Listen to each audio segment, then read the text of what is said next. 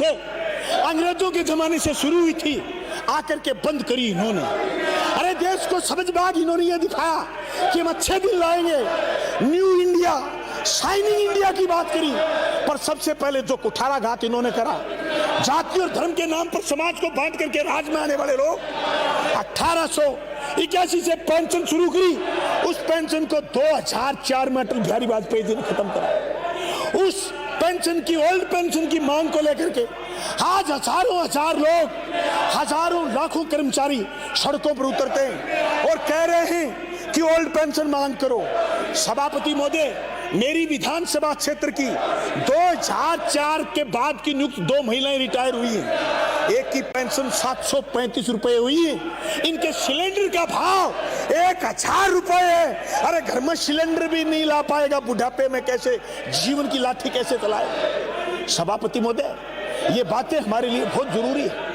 आज हम राज्यपाल के अभिभाषण पर इसलिए इन बातों का जिक्र कर रहे हैं कि आज राज्य कमजोर हुए हैं जीएसटी के बाद। आज राज्यों के पास ये स्थिति नहीं है कि वो अपना खुला फैसला अलग से कर लें। जिस जीएसटी के खिलाफ हुआ करते थे, ये उसी जीएसटी के पक्ष में हो गए और कठोर कानून बना करके जीएसटी को लेकर के आए। ये मैं बात करना चाहता हूं इस बात की, 1991 में जब देश के प्रधानमंत्री नरसिम्हा राव थे और इस देशीकरण की नीति आई, तो सबसे पहले धोती फाड़ के बोले थे आडवाणी जी कि नीतियां हम लाएंगे। उसके बाद जो भी सरकारें आई वो नव उदारवाद की थोड़ी थोड़ी नीतियों को लागू करा, लेकिन ये जो राज में आए ये उन नीतियों को इतनी तेजी से लागू करा कि अमीर और गरीब के बीच खाई बढ़ी है, अमीरों की संख्या बढ़ी है, लेकिन गरीब और तेजी से गरीब हुआ। ये जो फासला करने का काम करा अमीर और गरीब के बीच, ये संविधान विरोधी कदम है। सभापति महोदय, इस संविधान में समाजवादी जो शब्द है उस पर ये चोट है। सभापति महोदय, समाजवाद की जब बात आती है तो इनके चिंगारी लगती है। वो चिंगारी इसलिए लगती है कि समाजवाद के विरोधी है, ये धर्मनिरपेक्षता के विरोधी है।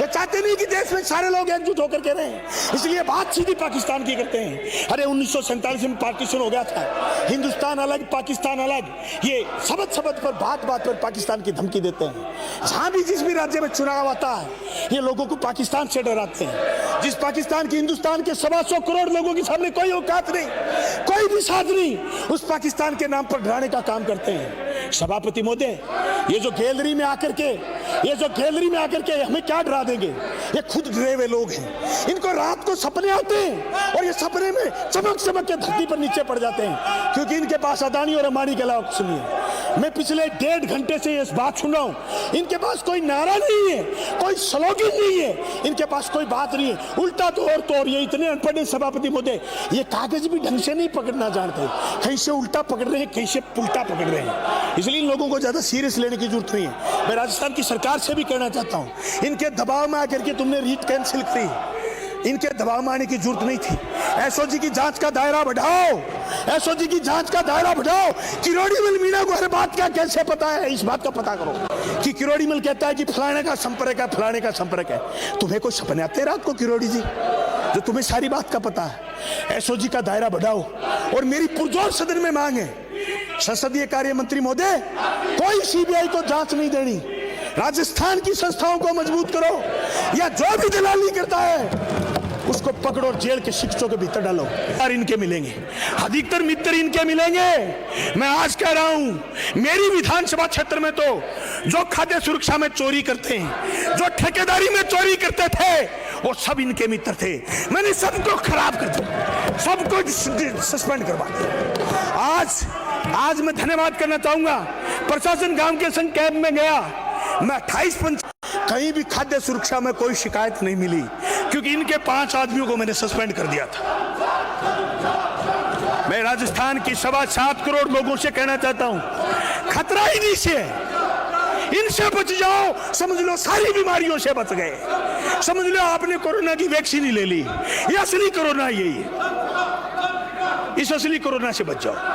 मैं प्रदेश के नौजवानों से कहना चाहता हूं, अरे 10-20 हजार स्कूल बंद करने वाले लोग तुम्हें रीट में बिठाना थोड़ी चाहते। 20 हजार स्कूल बंद करने का मतलब यह था 1 लाख नौकरी खत्म करना। ये तुम्हें रीट में बिठाना थोड़ी चाहते, ये तुम्हें रगड़ना चाहते, ये चाहते हैं कि कैसे इस मुद्दे को विलोपित करा जाए। मेरे विधानसभा क्षेत्र में एक साल में 16,000 नामांकन बढ़े सभापति महोदय। 16,000। 13 स्कूल कर्मोन्नत हुए, भर्तियों में नियुक्ति मिली छोरों को, first grade second grade principal के पद भरे। एक साल में 16,000 नामांकन बढ़े। जहां नामांकन बढ़ेंगे वहां पद बढ़ेंगे, वहां बेरोजगारों को रोजगार मिलेगा।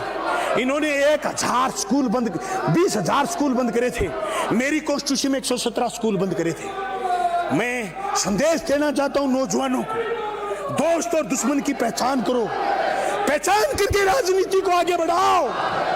असली कोरोना ये इनके आका मोदी जी शाह साहब, जिन्होंने सारे के सारे राजनीति में अदानी और अंबानी के दलाल बना करके बैठे।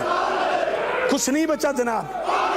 देश के लोकतांत्रिक मूल्य खतरे में, मजदूर की मजदूरी खतरे में, किसान की किसानी खतरे में, कर्मचारी की कर्मचारीपना खतरे में।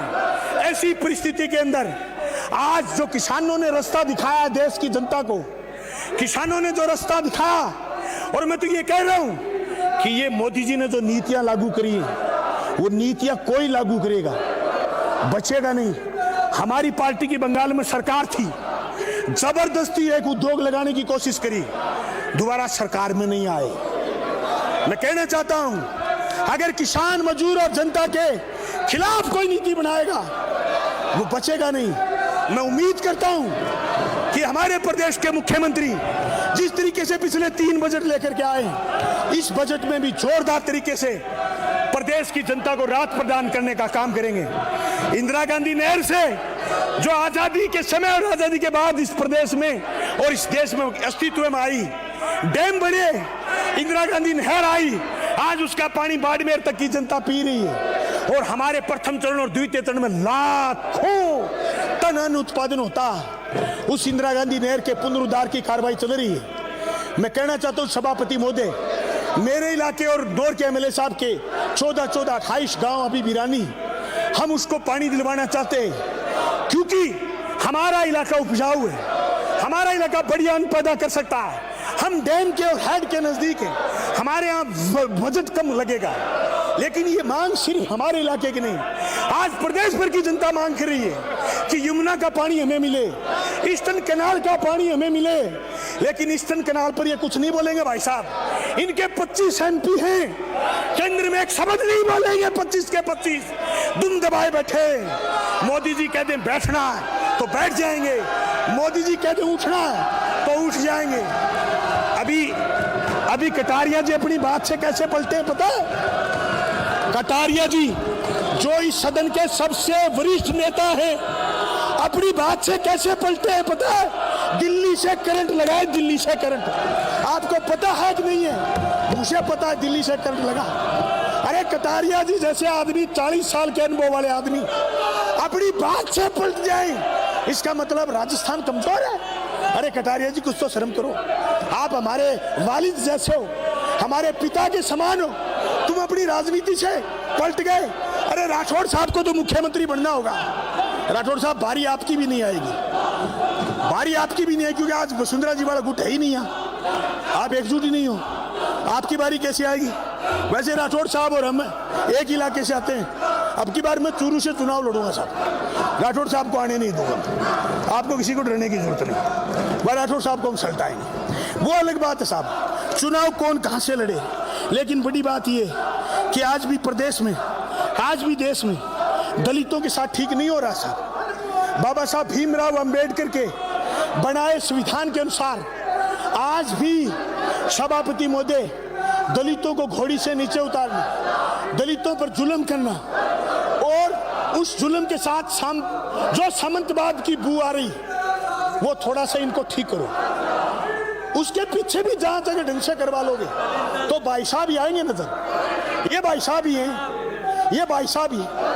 मैं आपसे कहना चाहता हूं, ये देश आगे तभी बढ़ेगा जिस देश के अंदर कोई भेदभाव नहीं बचेगा।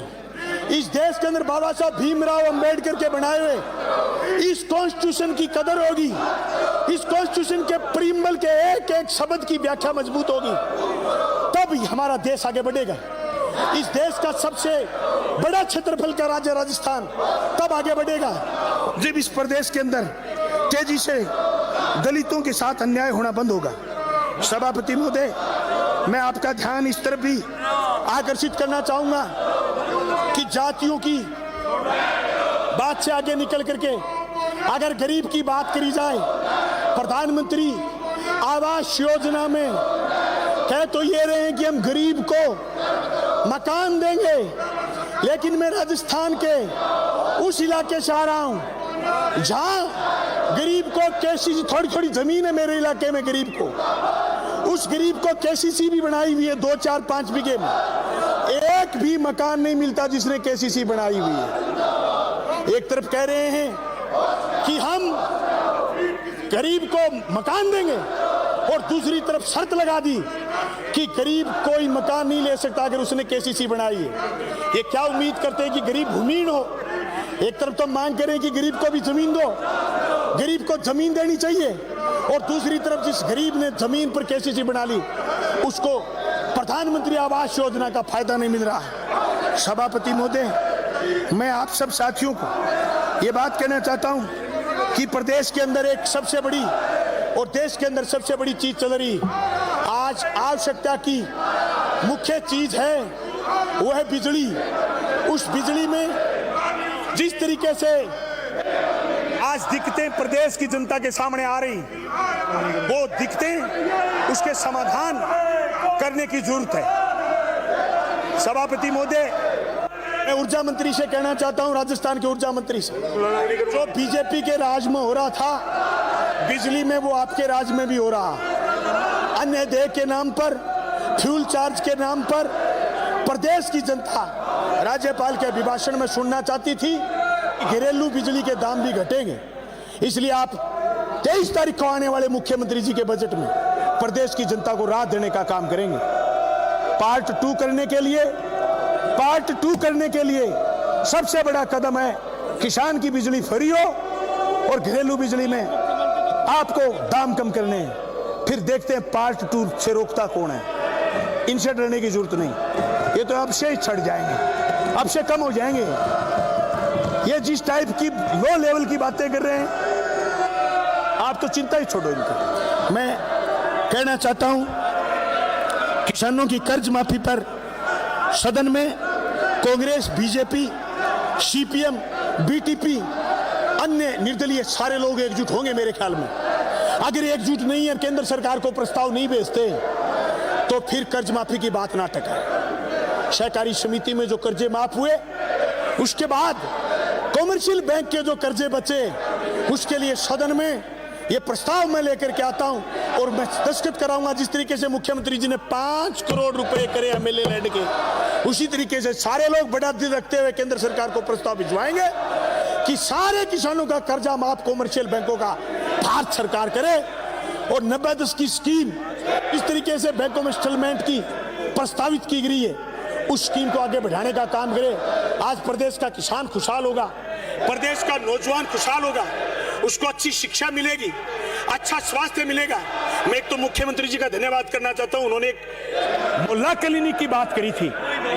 मोहल्ला क्लिनिक कितना धरातल पर आया है, ये तो शायद उस दिन वो बात पेश करेंगे, लेकिन कई जगह खुले। कोरोना में जो सरकारी हॉस्पिटलों की स्थिति ठीक हुई है, मैं कहता हूं मोहल्ला क्लिनिक को और ठीक करने की जरूरत है। मोहल्ला क्लिनिक मजबूत होगा तो लोगों का स्वास्थ्य ऊंचा होगा, लोगों का स्वास्थ्य ऊंचा होगा तो लोग शाने होंगे, लोग शाने होंगे तो पढ़ेंगे, लोग पढ़ेंगे तो फिर बीजेपी में नहीं रहेंगे।